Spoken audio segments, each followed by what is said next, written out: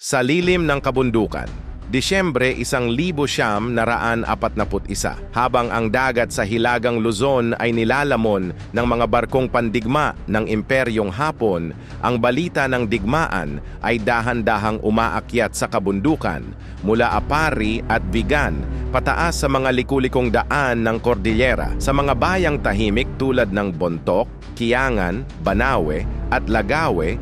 Hindi pa man dumarating ang mga sundalo, ramdam na ng hangin ang paparating na panganib. Pagsapit ng unang bahagi ng 1942, matapos bumagsak ang Maynila, umakyat ang mga unit ng Imperial Japanese Army sa mga bundok. Hindi sila dumating bilang iisang hukbo, kundi bilang mga pangkat, mga batalyong nagkawatak-watak, dahan-dahang sumasakop, tila ahas na gumagapang sa gilid ng bangin. Humigit kumulang 1 hanggang 2 batalyon, mga 1,000 hanggang 2,000 sundalo ang inilaan upang kontrolin ang buong Cordillera.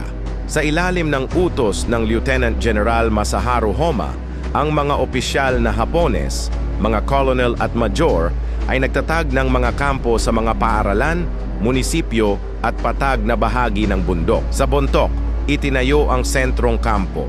Sa Kiangan, naglagay ng outpost. Sa Banawe, malapit sa hagdan-hagdang palayan, itinago ang mga supply at bala, habang ang mga palayang minsang nagbibigay buhay ay naging saksi sa gutom. Dumating ang mga sundalo na may armas at utos, ngunit ang kanilang kinaharap ay lupaing ayaw pasakop. Ang mga Ifugao at Igorot ay hindi sumalubong ng may sigawan, kundi ng katahimikan. Ngunit sa likod ng katahimikang iyon, may nag-aabang. Sinimulan ng mga Hapones ang pangongolekta ng pagkain. Bigas, mais, kamote, kinuha lahat. Ang mga lalaki ay pinilit magtrabaho, maghukay ng trench, mag-ayos ng daan, magbuhat ng kahoy at bala. Ang mga ayaw sumunod ay pinarusahan. Sa gabi, ang ilaw ng kampo ay sumisinag sa bundok, tila apoy na nagbabantang lamunin ang dilim. Ngunit sa mga kagubatan, may ibang apoy na naglalagablab.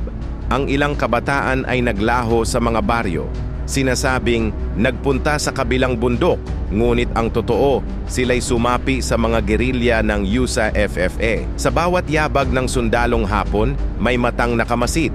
Sa bawat kampo, may lihim na daanang alam ng mga katutubo. Ang bundok ang kanilang kakampi.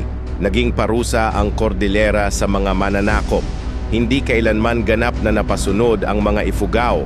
May mga patrol na hindi na bumalik. May mga kampong iniwan sa gitna ng gabi.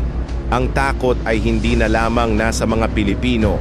Unti-unti, ito'y umakyat sa hanay ng mga Hapones. Pagsapit ng 1944 hanggang 1945, nang bumalik ang mga puwersang Amerikano, ang mga kampong Hapones sa bundok ay isa-isang nabuwag. Ang ilan ay tumakas, ang iba'y sumuko, at may mga naiwan, tahimik na nilamon ng gubat at panahon. Pagkatapos ng digmaan, muling tumahimik ang Cordillera, tinubuan ng damo ang mga trend, bumalik ang palay sa hagdan-hagdang palayan. Ngunit sa bawat bato at punong kahoy, may alaala na minsan sinubok ng digmaan ang tibay ng kabundukan at ng mga taong nanirahan dito.